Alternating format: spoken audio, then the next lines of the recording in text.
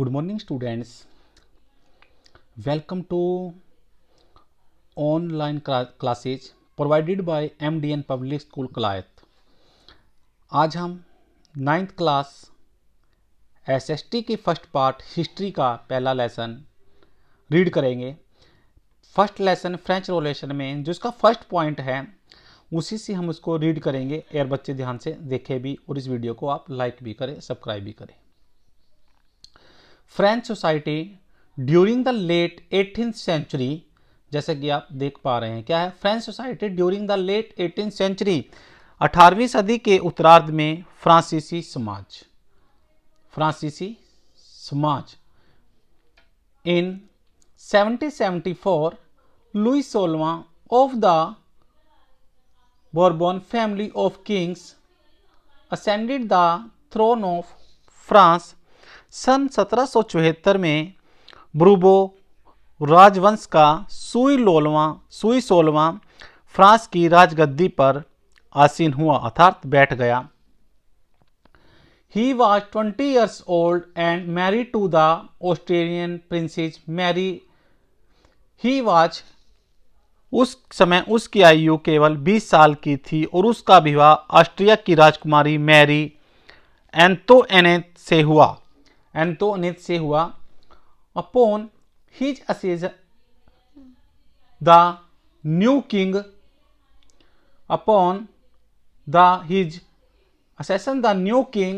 found an empty treasury. राजकुमारी जब उसका विवाह उसकी राजकुमारी से हुआ तो राज्यारोहण के समय उसने जब राजकोष था उसका जो खजाना था क्या था बेटा, वो खाली पाया। क्या पाया? खाली पाया। Long years of the war had drained the financial resources of a France, क्योंकि लंबे समय तक चले युद्धों के कारण फ्रांस की वित्तीय संसाधन नष्ट हो गए थे। आपको सभी को पता है अगर कहीं पर भी क्रांति होगी बेटा तो नुकसान होगा ही, जान धन का, माल का और सभी का भी नुकसान होगा ही होगा, ऐसा नहीं हो सकता नहीं हो। Added to this was the cost of maintaining an extravagant court at the immense place of वर्स्टली। वर्स्टली का अर्थ होता है वर्साय। क्या होता है बेटा? वर्साय।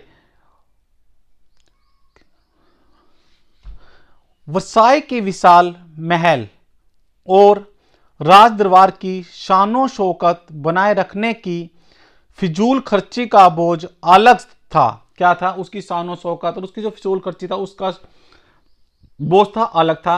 अंडर लुई 16वां France help the 13 American colonies to gain their independence from the common economy. Louis 16वां के शासनकाल में फ्रांस ने अमेरिका के 13 उपनिवेशों को साझा सूत्र ब्रिटेन से आजाद कराने में सहायता दी। क्या कहा उसने? भी लुई 16वां के जो शासनकाल था फ्रांस ने अमेरिका के जो 13 उपनिवेशों को फ्रांस साझा शत्रु ब्रिटेन से आजाद कराने की भी सहायता की, क्योंकि देखते हैं The war added more than a billion livres. Livre क्या होती है? Currency. To a debt that had already risen to more than 2 billion livres. क्यों किया?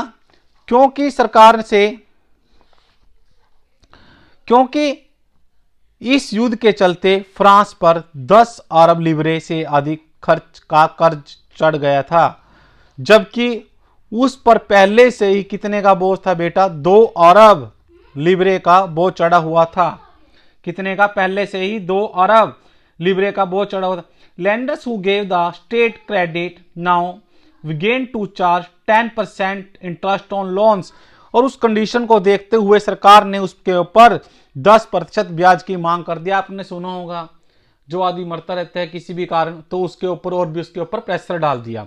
उसका ब्याज कितना हो गया बेटा? 10% लोन की कर दिया। So the French government was obliged to spend an increasing percentage of its budget of interest payments alone. फलस्वरूप क्या हुआ, जो फ्रांसीसी सरकार ने अपने बजट का बहुत बड़ा हिस्सा दिनों दिन बढ़ते जा रहे कर्ज को चुकाने पर मजबूर थी। इसके ऊपर जो कर्जा पड़ रहा था उसको वो चुकाने के ऊपर मजबूर हो गई। टू मीट इट्स रेगुलर, जो उसके रेगुलर एक्सपेंसेस थे, जो डेली के खर्चे थे, such as the cost of maintaining as army, the court, running government officer and universities, the state was forced to increase a tax. तो क्या हुआ, जो उनके डेली के खर्चे थे हिस्सा दिनों दिन उसने चुकाने पर अपने नियमित खर्चे जैसे सेना का रखरखाव, राजदरबार, सरकारी कार्यालय, विश्वविद्यालय को चलाने के लिए फ्रांसीसी सरकारों ने क्या किया, टैक्स कोरों में वृद्धि के लिए बाध्य हो गई। और यह कदम भी क्या था, ना काफी था। क्या था बेटा, यह कदम भी ना काफी था। Yet even the measure would not have satisfied, क्या था, क्योंकि वो इसे नाकामी मानते थे, ना काफी था। French society in the 18th century was divided into 3 states. 18वीं सदी में फ्रांसीसी समाज 3 एस्टेट में बट गया और केवल तीसरे एस्टेट के लोग ही अदा करते थे। इसे क्या करते थे, तीसरे एस्टेट के लोग ही अदा करते थे, लिखा है ना। And only member of the third estate पे टैक्स, और उसे थर्ड एस्टेट के लोग ही अदा करते थे। The society of estate was part of the federal system that date back to the middle age. वर्गों में विभाजित फ्रांसीसी समाज मध्यकालीन सामंती व्यवस्था का एक अंग था। The term old regime is usually used to describe the society and institution of a France before 1789। प्राचीन राजतंत्र पद का प्रयोग सामान्यतः सन 1789 से पहले के फ्रांसीसी समाज और एवं संस्थाओं के लिए होता है। Show how the system estate in French society was organised. फ्रांसीसी समाज की वर्ग व्यवस्था को दर्शाता है चित्र 2। एक बार हम इस पहले पैरे को फिर से रीड कर लेते हैं, देख लेते हैं। इस पहले पैरे में क्या बताया है बेटा, आप एक बार ध्यान से सुन भी ले। कई बार इंग्लिश में वर्ड आगे पीछे पेन से हो गया होगा क्योंकि एक हाथ से मोबाइल पकड़ना पड़ता है, तो आप इसको ध्यान से एक बार सुन ले। इसमें हमने पढ़ा है कि 1774 में जो ब्रूबर्थ राजवंश का लुई 16वां फ्रांस की राजगद्दी पर बैठ गया। और जब वो गद्दी बैठा उसकी उम्र कितनी थी बेटा, 20 साल। और उसका विवाह किसके साथ हो गया, एक राष्ट्र की राजकुमारी के साथ।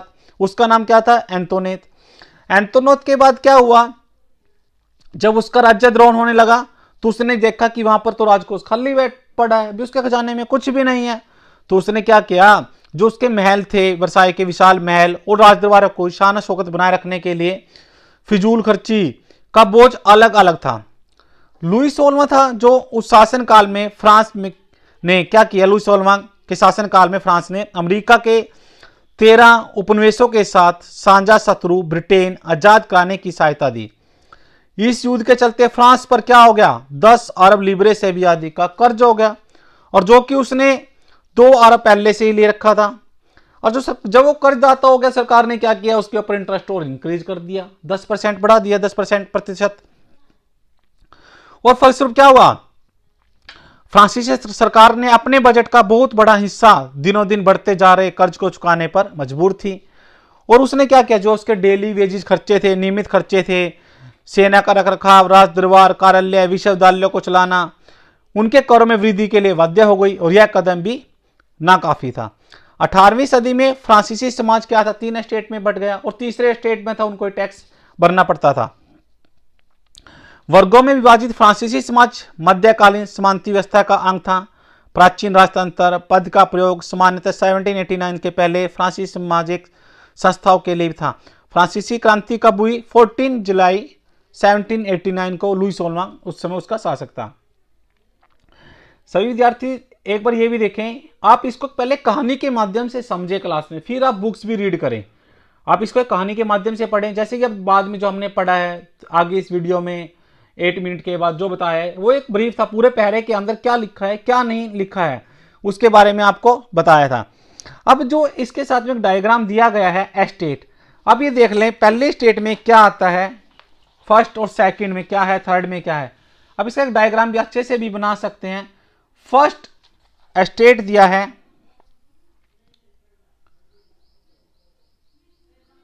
क्लर्जी का अर्थ होता है पादरी वर्ग।